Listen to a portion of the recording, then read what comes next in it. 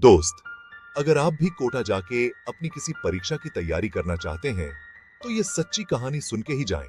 अर्जुन नाम का एक लड़का नीट की तैयारी के लिए कोटा शहर आया। उसने एलन कोचिंग संस्थान में दाखिला लिया और पढ़ाई के लिए एलन के एक हॉस्टल में रहने लगा। ये हॉस्टल बहुत पुराना था और अर्जुन को अंदाजा नहीं था कि वो हॉस्टल भूतिया है। कुछ साल पहले उसी हॉस्टल के एक कमरे में एक लड़के ने आत्महत्या कर ली थी।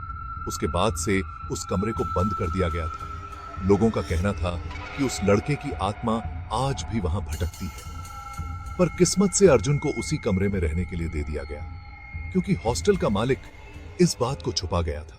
पहले ही दिन से अर्जुन को अजीब अजीब चीजें महसूस होने लगी। कभी दरवाजा अपने आप खुल जाता तो कभी खिड़की जोर जोर से बजने लगती। अर्जुन ने इन बातों को नजरअंदाज किया और पढ़ाई पर ध्यान देने की कोशिश की। एक रात अर्जुन देर रात 2 बजे पढ़ाई कर रहा था। कमरे में सन्नाटा था। तभी अचानक उसे अपने कंधे पर किसी का हाथ महसूस हुआ।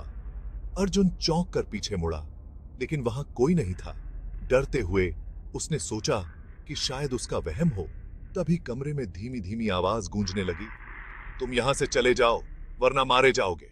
अर्जुन का दिल तेजी से धड़कने लगा। उसे बहुत डर लगने लगा। वह अपने बिस्तर पर जाकर लेट गया, लेकिन डर की वजह से उसकी आंखों से नींद गायब थी। तभी अचानक कमरे का तापमान बहुत ठंडा हो गया। अर्जुन ने देखा कि एक धुंधली आकृति उसके सामने आ रही थी। वही लड़का जिसने यहां आत्महत्या की थी।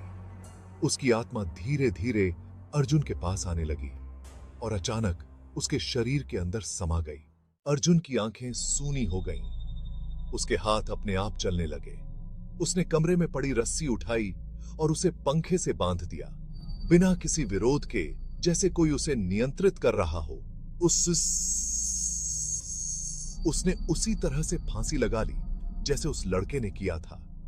अर्जुन की मौत के बाद हॉस्टल में चीखों की आवाजें गूंजने लगीं। वह कमरा फिर से बंद कर दिया गया और उस दिन के बाद से पूरे हॉस्टल को हमेशा के लिए बंद कर दिया गया। किसी ने उस हॉस्टल की ओर फिर कभी कदम नहीं रखा। कहते हैं आज भी कोटा के उस हॉस्टल में कोई जाता है तो उसे अर्जुन और उस लड़के की चीखें सुनाई देती हैं, जो रात के अंधेरे में मदद की गुहार लगाते हैं। अगर आपको ये कहानी पसंद आई है तो मेरे चैनल को सब्सक्राइब करें।